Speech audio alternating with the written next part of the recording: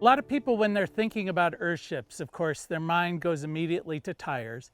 And pounding tires is an important portion of this, but it really is a house made out of mud. And the earth plastering is going to take a huge amount of your time.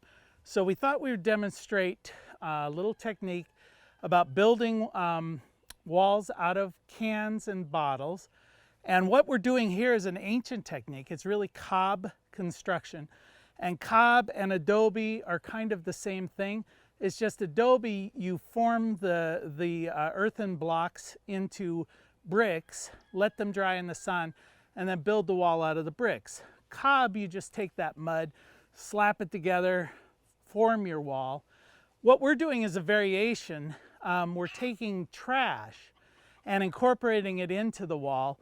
And the main purpose there is it does reduce the amount of cob that you have to mix up, which is lovely. Once you're doing this, you want to reduce that as much as possible. And actually, the little compartments that the bottles and cans create are trapped air. And that creates insulation, so it has a better insulating value. And the honeycomb pattern of a bottle wall actually is a little bit stronger and lighter than just a solid cob wall. So that's the technique we're going to be doing. We're using our earth. In this case, for the cob portion, it's really just going to be clay and straw mixed together into a consistency that we refer to as rhino poo. We had some folks from a zoo here one time, and that's what they said it looked like. So it gives us a sense of when we have it right, it just looks like a big pile of rhino poo. So now, we could, for this, mix directly from the soil we have here and just mix it in, but it's nice to sift it a bit. It gives it a little bit better texture when you're working with it. So I'll take the clay. You can build yourself a little sifting rack, and this just gets rid of any of the rocks, any of the sticks. Just rub it through. You can use hardware cloth. You can use this finer mesh. You don't want to use chicken wire, it's just not strong enough. I don't go crazy with it. I could spend a lot of time trying to get these, but there's plenty of dirt here. We can use that for other things. So we just want to get a nice sifted clay through this. You can sit on both sides, a couple of chairs, gossip with each other. This is a nice task to do in the shade. Just get two people out here making as much sifted clay as the day will permit.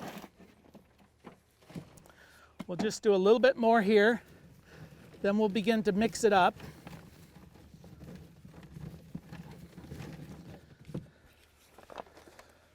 All right, so I'm going to take this clay. Now we do have a cement mixer, and you can mix this in the cement mixer if you want. But for this mix, you can also use a tarp. Put the clay on the tarp, mix it with your feet. It's kind of a nice thing, almost like stomping grapes. We're doing a small project, so I'm just going to mix it in a pan. I'll throw the clay in first.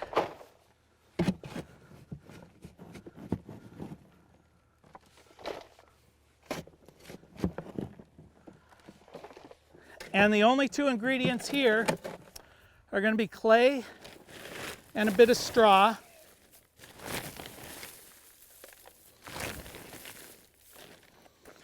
And I'm just going to dry mix it. The straw is just a binding agent.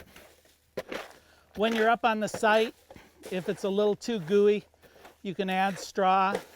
If it's a little too much straw, you can add clay. But once we've mixed this up a wee bit, then we'll just throw in some water.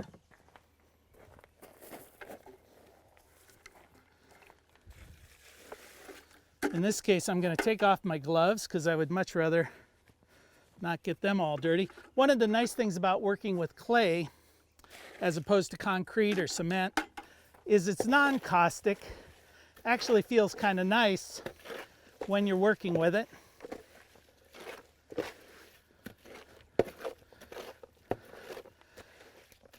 Now, as you'll see, well, you may not see it, but I see it. I put too much water in. So at this stage, I'll just add some more clay.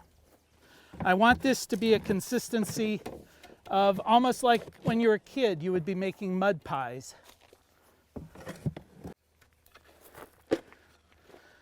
All right, with the hoe here, you can break up any of the larger chunks.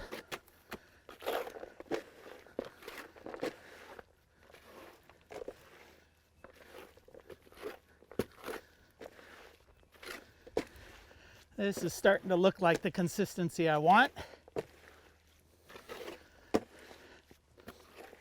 So I'm going to make a second batch because I think I'll need 2 batches to finish the job, and then we'll take it up to the site. Because this clay is dry, it will begin to absorb water. So you may want to make it a little runnier than what you think the final, because by the time you get it up there and start working with it, it will harden up a little bit as it absorbs the water into itself. But once again, this demonstration is a pretty small little project, so I don't think we have to worry about that. What we're doing here in the new barn, over the winter time, the goats get a little bit bored and they start destroying all of our nice straw bale buildings, something that we've learned over the years that they do. Probably the easiest way to deal with it is simply to repair what damage they've done and do it in a way that they can't cause that same place to be damaged a second time. So we're going to be infilling where they've eaten the straw bale, and we're going to be infilling that with bottles and cans. When I do the final coating, I am going to mix in just a little bit of concrete because I want that to be completely sealed. I wouldn't normally do that on straw bale because concrete will suck moisture into itself. But with a bottle wall, you don't have to worry about that. The bottles are not going to decompose. They're not going to be damaged by the water. So we'll take this in and do some repair. Okay, for me, this is kind of the heart of sustainability, this kind of building technique. It's really great. The materials we're going to be using is essentially trash that we picked up along the road because for whatever reason, a lot of people on this planet feel that the earth is their own private trash receptacle. And then we're using the earth that's right here from this facility, right here, right from the ground beneath our feet. We're going to repair the damage that was done by the little sociopathic goats here who have no remorse at all for damaging all our hard work. And we're going to fill this in. I'm going to take off my gloves. First thing we want to do is just take some of this earth and we're just going to build a little foundation here, a base upon which I can lay the bottles. Now in theory, I could just take this earth and build it and fill the entire cavity, but that would require me making a lot more mud than I care to. So we have some bottles that we picked up. So I'm going to here just place, I might go sideways because these are not, there's not that much space. And I'm just going to fill in, then take the mud, put it over top of it.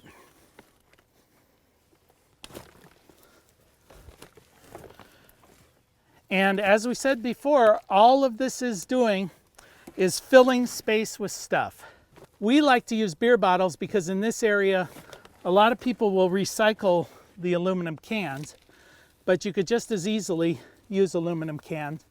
And it may be necessary that we do so in some of the tighter spaces and as we get a little bit higher up. You want to make sure the bottles don't touch each other because the structure is being supported by the earth that solidifies between the bottles. So we're building a honeycomb type pattern. You don't want this to be too wet because it'll just slop out all over the place. Too dry and it's not going to stick together. So, like Baby Bear said, it's got to be just right. And in this case, we're just going to keep building up.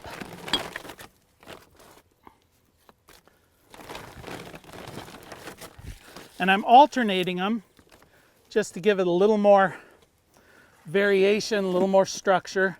So the bottom is here and the bottom is here. We're just building that out. Now there's no way these goats are going to eat this. They may eat up above it. I mean, they're very clever that way. But at least this part that I'm working on will last another winter. You can see there's not a lot of art involved in this.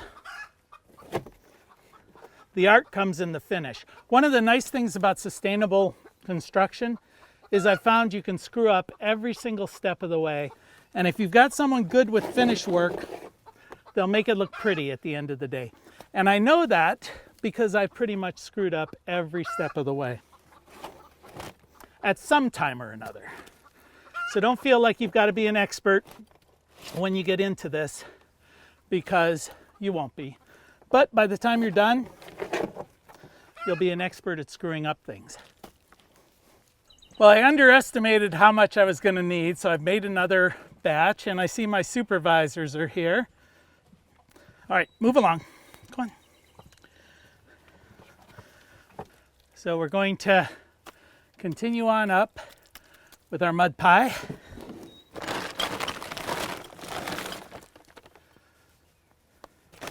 We'll just keep using the bottles. I'll alternate them like this, being careful not to let them touch so that the earth will solidify between them as this sets up. Now I'm getting just about to the height where those bottles aren't going to do because it's getting a little tighter. So I'll transition over to aluminum cans.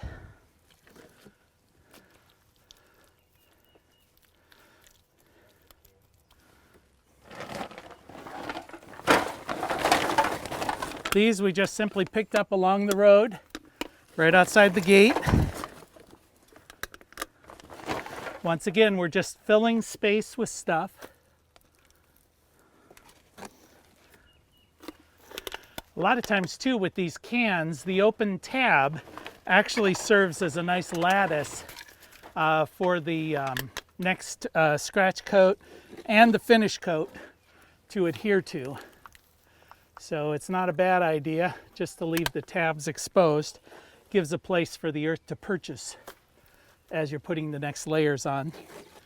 If you make it too wet or try and go too high, you may get an unfortunate surprise where the whole thing collapses on its own weight.